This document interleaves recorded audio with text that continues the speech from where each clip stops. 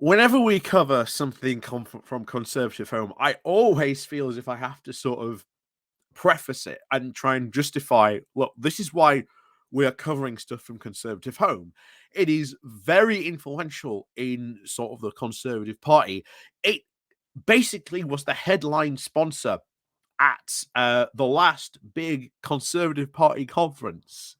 It is massively influential. So when we see stuff in here, we should at least take a notice and at least pay attention to what's being said. And sometimes, as is the case today, we get some very interesting articles from people you would normally not see anywhere else.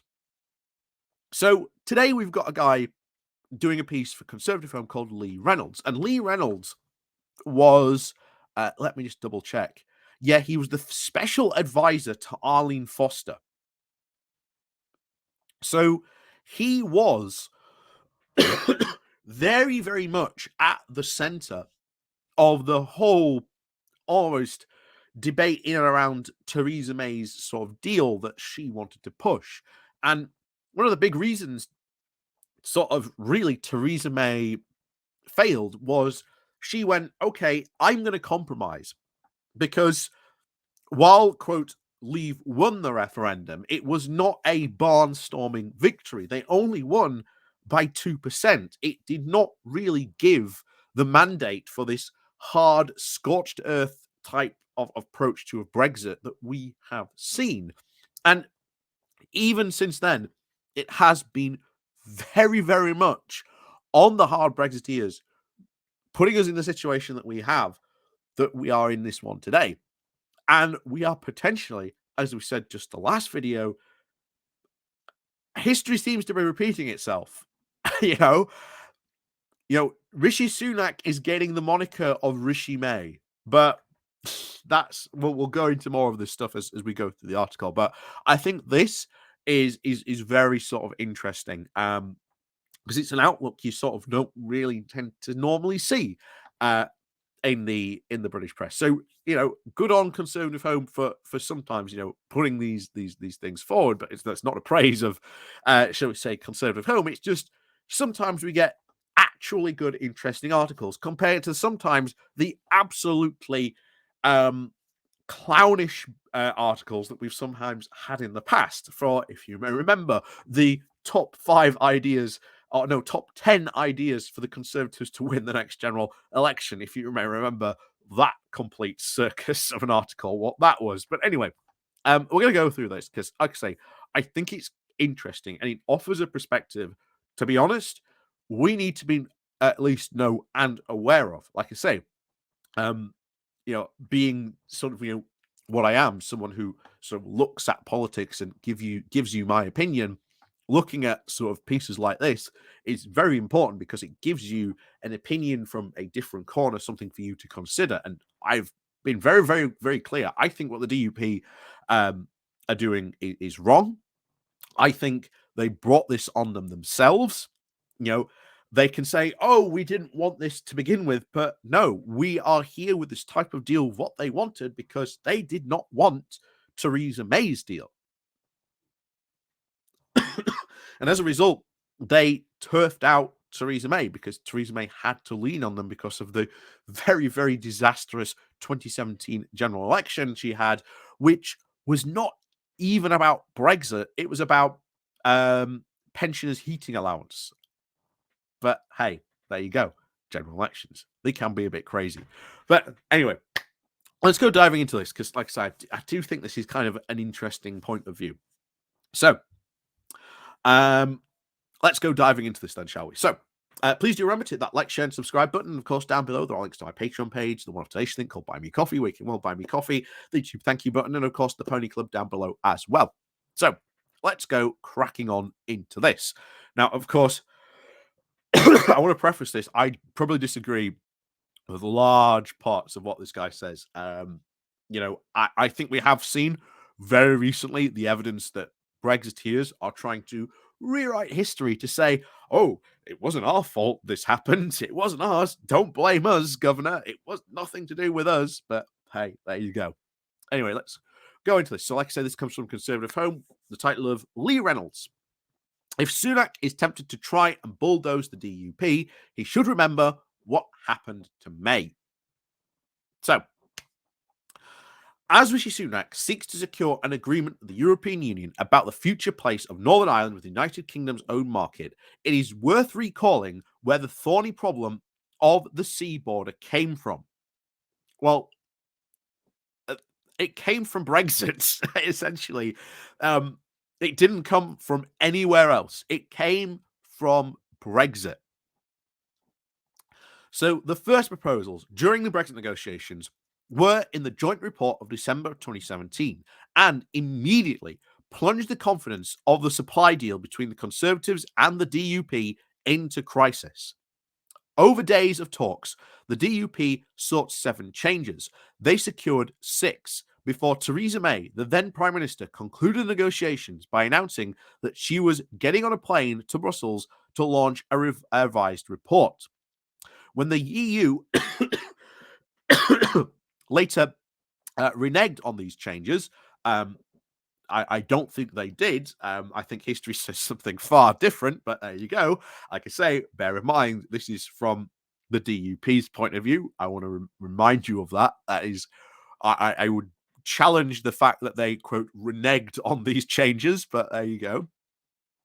It appears that a lesson had been learned. The government rejected Brussels' proposals on Northern Ireland in the 2018 draft withdrawal agreement. And in Parliament, both May and Jeremy Corbyn rejected the idea of a sea border.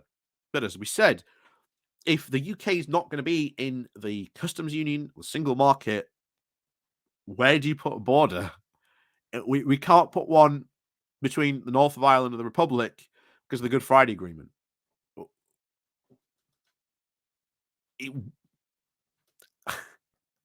Again, a question I would love to put to this guy: like, what do you do? How do you solve this problem?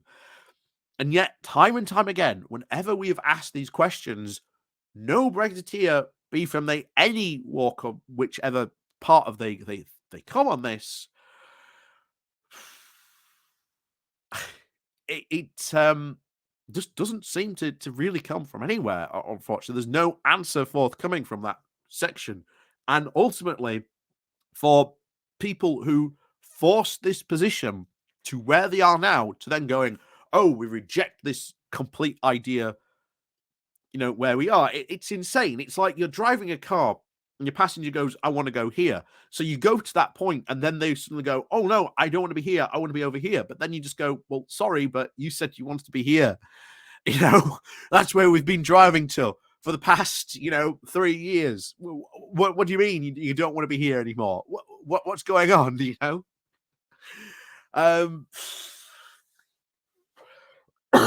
So, the Chequers proposals were the next attempt to break the logjam.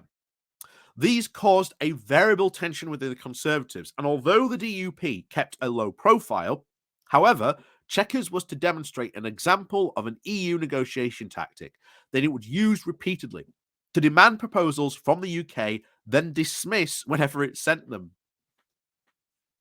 That's not what happened. It's not what happened. The reason why the UK was sending proposals was the EU was going, well, you've rejected what we've said and the proposals we've said to you. So why not send us what you want to do and then we can talk about it? We can negotiate and talk about it, because at the moment you're not really telling us what you want to do. And they didn't dismiss them. It's that some of the ideas that the UK sent were just completely unworkable. Remember, the backstop proposal was not one of the EU. It was always a UK one. So, leaks began to appear to the effect that a sea border was back on the table. The DUP returned to the fray, giving May detailed objections to what the EU seemed to be suggesting. Well, again, as we've always said, where are you going to have this border? You can't have it, as we've said many and many a time, on the land. You can't have the land border. So you've got to have it in the sea. It's your only way. So it might seem strange that the government maintained in office by the unionist vote would even contemplate a sea border. But then May had a habit of excluding members of her own cabinet from her negotiating strategy. So why should the DUP be any different? Bear in mind, why was that happening? That was happening because you essentially had Brexiteers who would go out, blab any details, try and torpedo any deal, and then act absolutely outrageously when these were happening. So, of course, May was excluding these people from her negotiating strategy, and the DUP were very, very much joining in on that. So they were excluded on that. So this reliance on her core team of loyal aides reflected the Prime Minister's badly weakened position after the 2017 election, and the DUP, sharing the prevailing assumption that she wouldn't survive, had the Tories not always been ruthless when losing leaders. So they were relying on the DUP. The DUP were propping up May's government after the 2017 general election. They were supplying that confidence, and they were egged on continuously at every stage by the ERG, by the Brexiteers to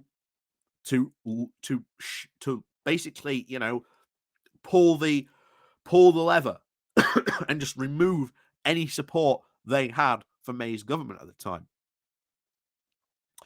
But survive she did. No candidate or faction felt sure enough to move against her.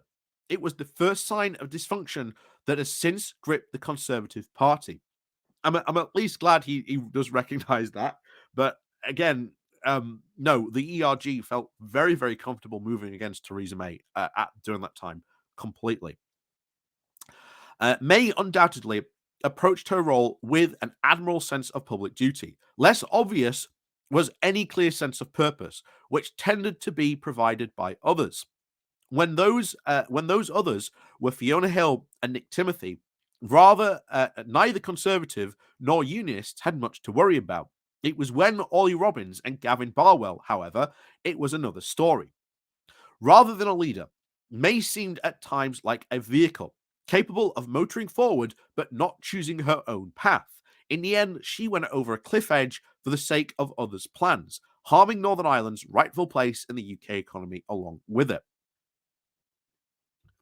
The backstop proposal would have absolutely secured it. It's just, again, they were panicking and jumping at ghosts and about the backstop proposal, creating a border in the Irish Sea. If we went with the backstop proposal, then effectively we would have all been in the customs union, and there would have been no need to be a border in the Irish Sea, because we would have had to make sure that we were following the customs rules and regulations that the EU required us, because we would be in the customs union. We would essentially be at the same point as Turkey would be. So May advisors claimed, and perhaps thought, that they had devised a clever solution to the border problem. A myth that is still peddled today by those who claim we could have avoided this problem by passing a deal. We would have absolutely avoided all these problems by passing her deal. And bear in mind, May's deal was not perfect. Let's be clear. May's deal was not perfect. It had its problems. But I will tell you now, the problems that we face today with Johnson's deal would have been nowhere near what we would have had to face with May's deal. So, in truth, the very worst of what had been leaked proved true, and Dublin could scarcely believe its luck. Instead of solving the problem, Barwell and Robbins merely moved it. The device in May's November 2018 deal was a two-stage sea border inside the UK. From day one, there was to be a regulatory border between Ulster and Great Britain. with the so-called backstop for a full customs border inside the UK if Parliament dared to diverge from the EU. Which, again, not a lot of people were talking about divergence back then. A lot of Brexiteers now talk about this. But there was a very much sense in the Conservative Party that, oh, we're not going to diverge, because they were very still much on the referendum train of, oh, we're going to have the same, or better regulations. Of course, they're now changing their tune on that because, promises made back in 2016 have proven to be very, very fragile indeed. So Northern Ireland would have become an economic Northern Ireland would have become an economic hostage, either blamed for scuppering Brexit or economically cut off from the rest of the country. But that deal would have solved Brexit. It would have delivered Brexit ultimately. We've talked about this many, many times, that the people who continuously stopped Brexit happening for so long were the Brexiteers. So perhaps this sounds like Ulster paranoia, but the Attorney General's legal advice concluded the same. Unionist fears of the sword of Damocles was treated as irrational. No government would actually diverge, we were told, and the consequences would simply not be acceptable. But these assurances were offered by the same people who had spent the previous days and weeks swearing that they would never agree to anything like it in the first place. So essentially, this goes into really what he said. It's unionist paranoia and fear, as it is always the case. And this is just for this. Go back to the agreements on the Good Friday Agreement. There was this exact same fear and paranoia about the Belfast Good Friday Agreement and power sharing, and it's the same thing that stops them really from entering government now, and even accepting that this and them throwing out Theresa May, being in the position they are in now, was all their fault, and they cannot accept the the deal that they now have and the deal that at the time they wanted. So, moreover, the sea border would be masked rather than abolished, and Northern Ireland's relationship with the EU would be a matter of treaty law, with the UK a matter of government policy.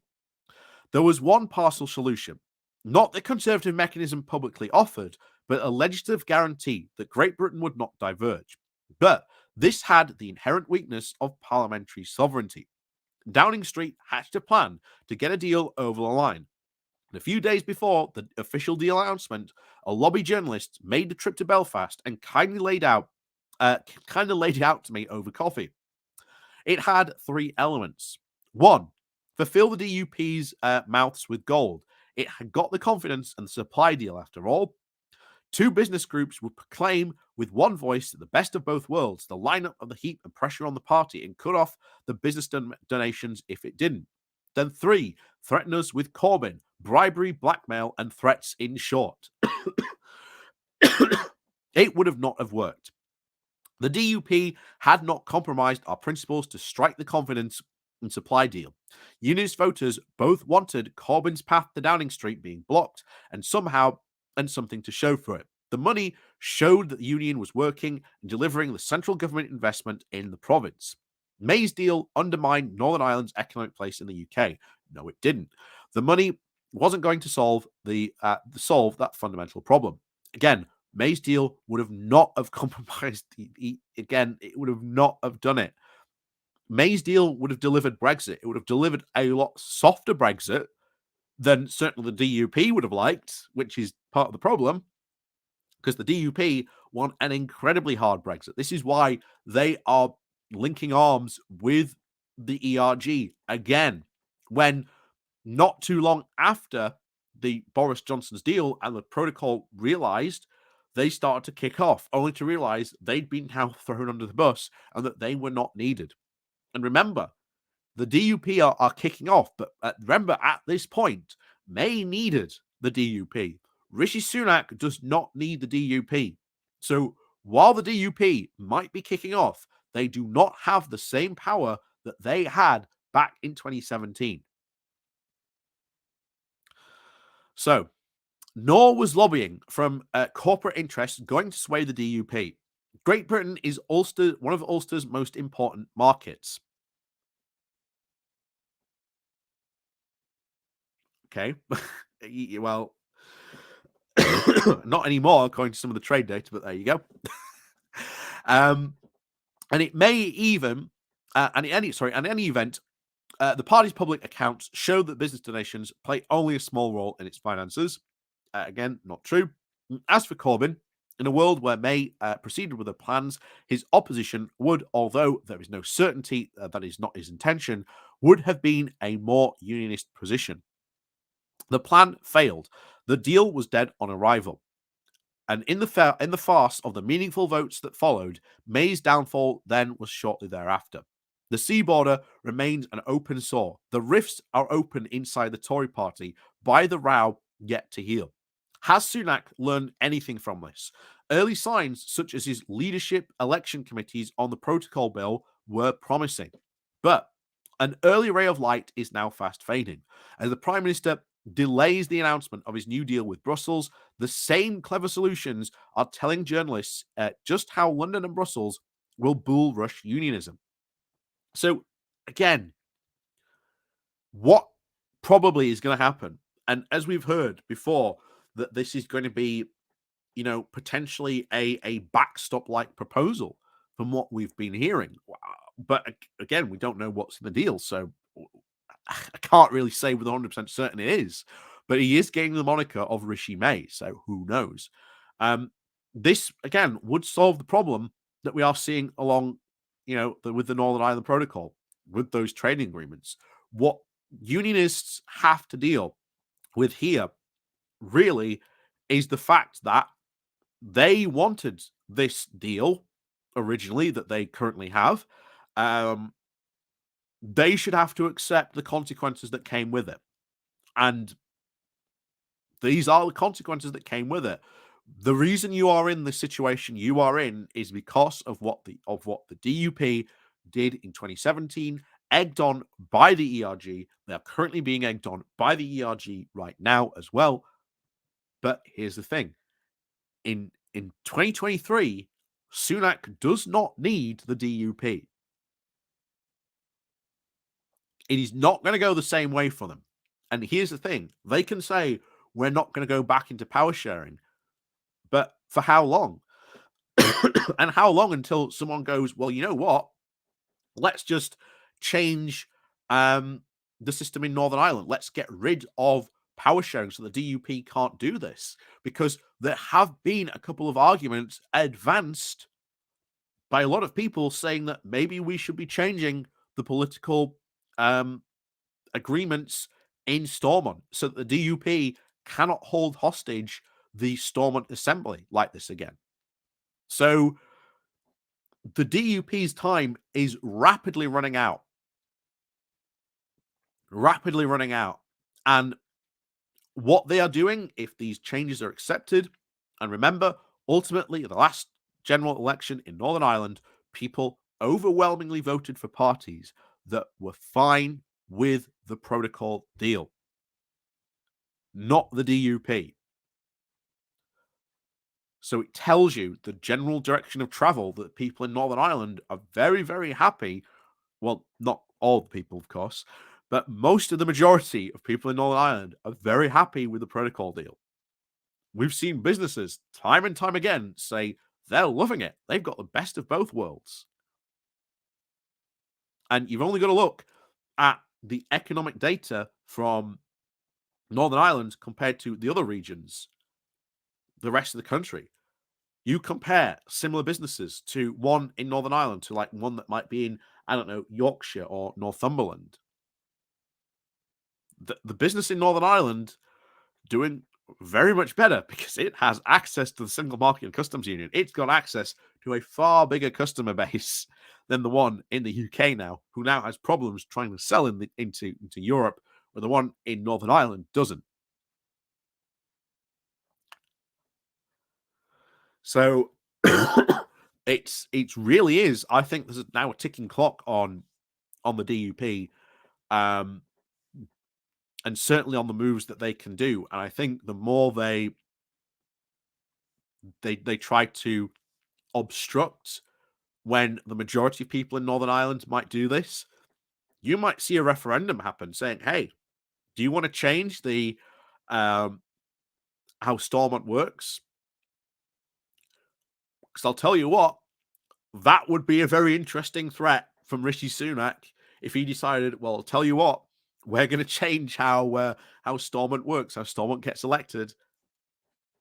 I don't know whether it would be, of course, fully accepted, and of course, you've got things like the Good Friday Agreement, which would certainly complicate matters. But I'll tell you what, Ireland, I think, seeing how the DUP are being really obstructionist, and certainly America as well. If Rishi Sunak goes to them and say, "Hey, look, we've got this deal; it would solve all our problems," the DUP are the ones being obstructionist. This is what we'd like to do. I I sort of kind of think they might do it. It's not beyond the realms of possibility. But anyway, back to it.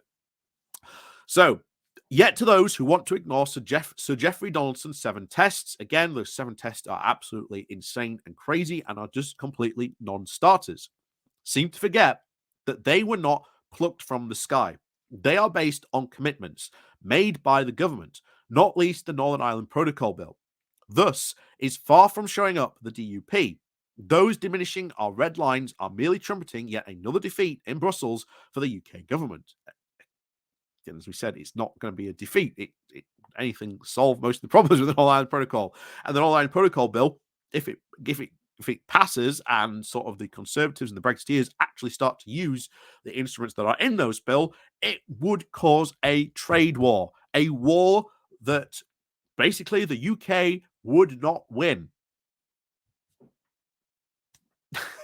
So, again, the DUP living in Fantasyland.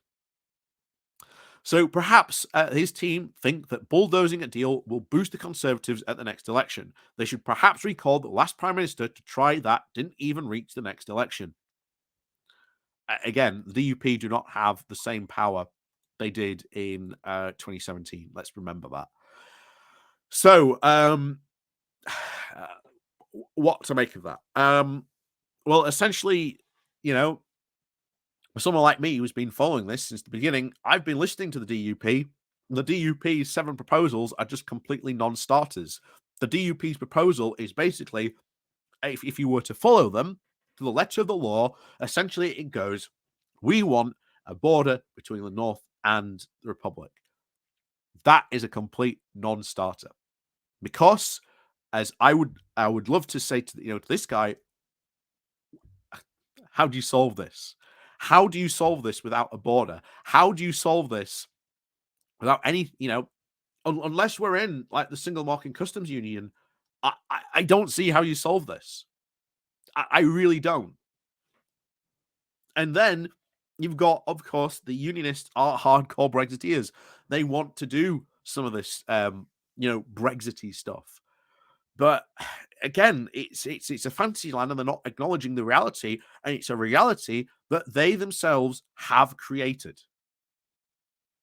Like it or not, this is the bed that the DUP have made, and now they have to lie in it.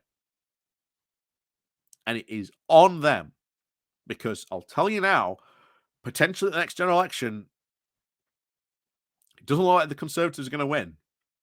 It does look like it's going to be a big Labour majority. And I'll tell you now, I don't know how Keir Starmer will handle this. It'd be very interesting to see what ideas and he has. But ultimately, I think he's going to want to do closer deals and alignment deals with the EU. That's what he's said publicly. That, again, sort of solves more of the Northern Ireland Protocol problem. But I will tell you now, if you really want to scupper, if politicians really want to scupper DUP or really set the cat among the pigeons, maybe we should be having a conversation about how we restructure Stormont so that the DUP essentially cannot hold the entire assembly hostage for a deal that they themselves just a couple of years ago were agreeing to. Just something probably members of the DUP should probably be thinking about, because them doing this makes a massive argument for changing how Stormont works. So, as always, thank you very much for watching. Please remember to hit the like, share, and subscribe button. And of course, down below, there are links to my Patreon page and a notification link called Buy Me Coffee, where you can buy me coffee. And as always, thank you very much for watching. And of course, we'll see you all next time.